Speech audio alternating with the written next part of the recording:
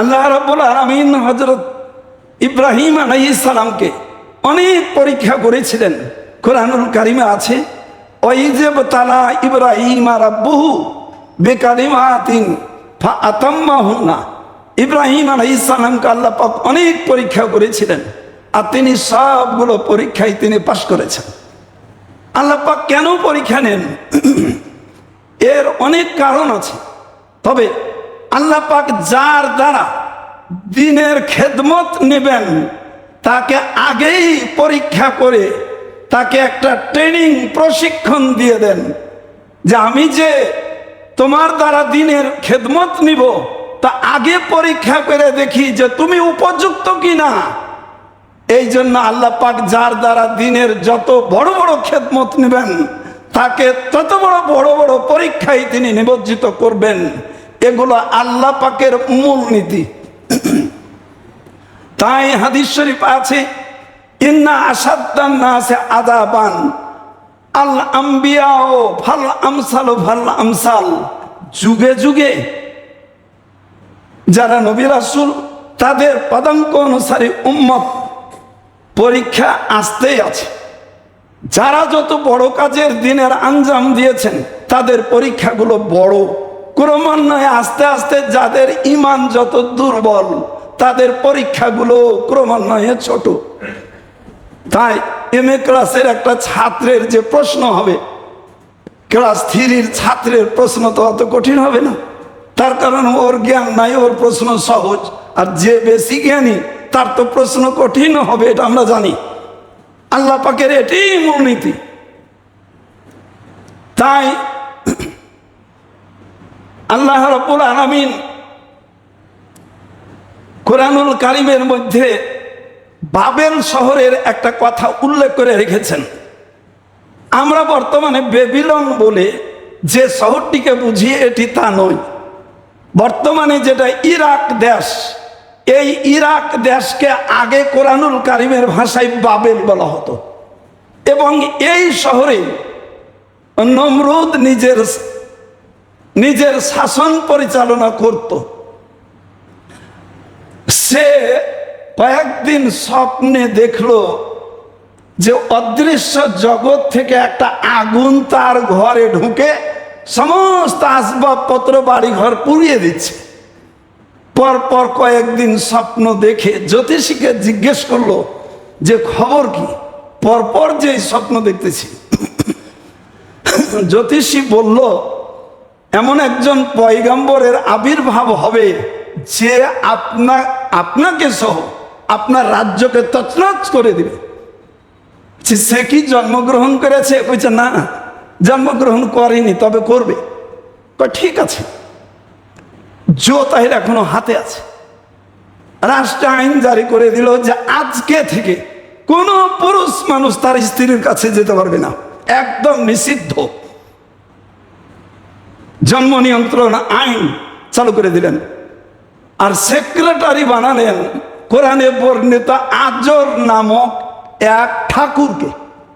এর নাম হলো আজর ঠাকুর। কিন্তু আল্লাহ রাব্বুল আলামিন ইন্নাল্লাহা আলা কুল্লি শাইইন কাদির, আল্লাহ পাক যা করেন কেউ বাধা দিয়ে পারে না।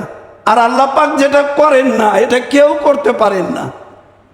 তাই আল্লাহ পাক দেখলেন যে জন্ম নিয়ন্ত্রণ আইন তো তুই তৈরি করলি, আর ডাইরেক্টর বানালি আজরকে, যে সে যেন ভালো করে তল্লাশি করে এবং দেখে যে কেউ যেন নিজ বিবির কাছে যেতে না পারে।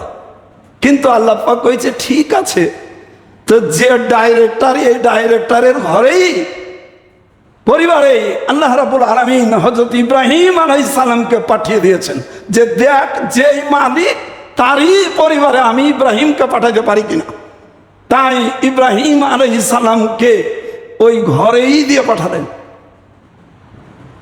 বড় যখন হলো তখন বাবাকে বলতেছে, ইদ ক্বালা লি আবিহি আযারা আতাত্তাখিযু আসনামান আলিহা। কইছে বাবা, মূর্তিগুলোর কেন তুমি পূজা করো? কইছে এগুলো আমাদের দেবতা। কইছে কি করে এগুলো? কইছে এগুলোই আমাদের ভাগ্যের নির্ধারক। কইছে এটা কোশ্চিন কালেও হতে পারে না। কোশ্চিন কালেও এটা হতে পারে না। মাঝে মধ্যে সেই বাবার সাথে তর্ক করত, তর্কে বাবা হেরে যেত, নিরুপায় হয়ে নিজের সন্তান হলেও নমরুদের বিরুদ্ধে তো এ সমস্ত জিয়ে রাখা যায় না। তাই এক সময় ইব্রাহিমকে নিয়ে চলে গেল নমরুদের দরবারে, যা বলতেছে বাদশা যাব না, এই ছেলেটি শুধু আমার সাথে তর্ক করে এবং সে আমাদের খোদাকে মানতে রাজি না, আপনাকেও মানতে রাজি না। তো বলতেছে যে তুমি কি আমাকে খোদা বলে মানো না? বলে না। কইছে তোমার খোদার বৈশিষ্ট্য কি? কইছে আমার খোদা যাকে খুশি জিন্দা করতে পারেন, যাকে খুশি মৃত্যু দান করতে পারে। কই ঠিক আছে, কোনো অসুবিধা নাই। জেলখানা থেকে দুটো আসামিকে এনে একজনকে জবাই করে দিল, কই যে একে মউত দিয়ে দিল, আর একজনকে খালাস দিয়ে দিল, কই যে একে জীবন দিয়ে দিলাম। তখন ইব্রাহিম আলাইহিস সালাম বলতেছে আমার খোদার কাজ একটা না, আরো অনেক কাজ আছে। কই যে কি কাজ আছে? কই যে আমার খোদা প্রতিদিন পূর্ব দিকে সূর্যকে উদিত করে আর পশ্চিম দিকে অস্ত দেয়। তুমি যদি খোদা হয়ে থাকো তাহলে সূর্যকে পশ্চিম দিকে অস্ত করে দেখাও। বাবু হেতাল্লা দি কাফার আল কোরআন বলে তখন নমরুদ একদম নির্বাক হয়ে যায়। তখন চিন্তা করলো যে এই ছেলেকে তো এইভাবে হবে না, তাহলে এক কাজ করা যায়, সমস্ত দেশ থেকে কাঠ সংগ্রহ করা হোক এবং একে আগুনে নিক্ষেপ করা হবে। দিয়ে বিরাট বড় আগুনের কুণ্ডলী বানায় সেই কুণ্ডলিতে ক্রেন দিয়ে দূর থেকে ওপরে ফেলে দিল।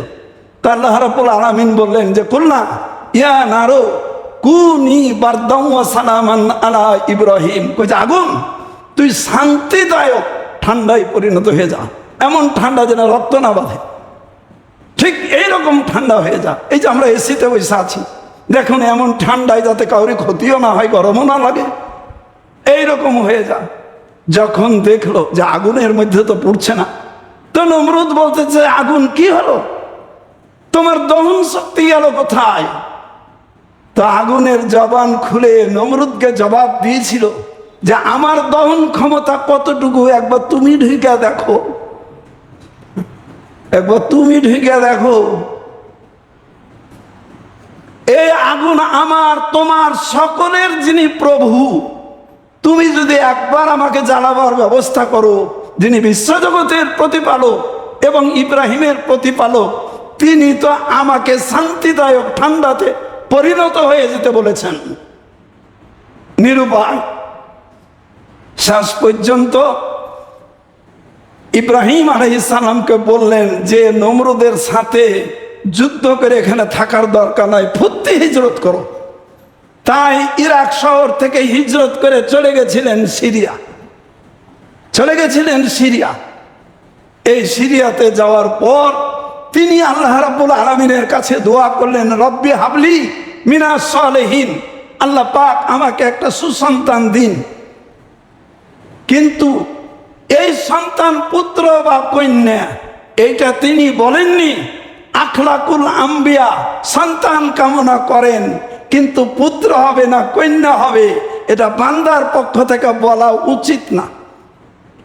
রব্বি হাবলি মিনাস সালেহিন, তাই আল্লাহ রাব্বুল আলামিন তাকে একটা সন্তান দান করলেন, যার নাম রাখলেন হযরত ইসমাঈল আলাইহিস সালাম।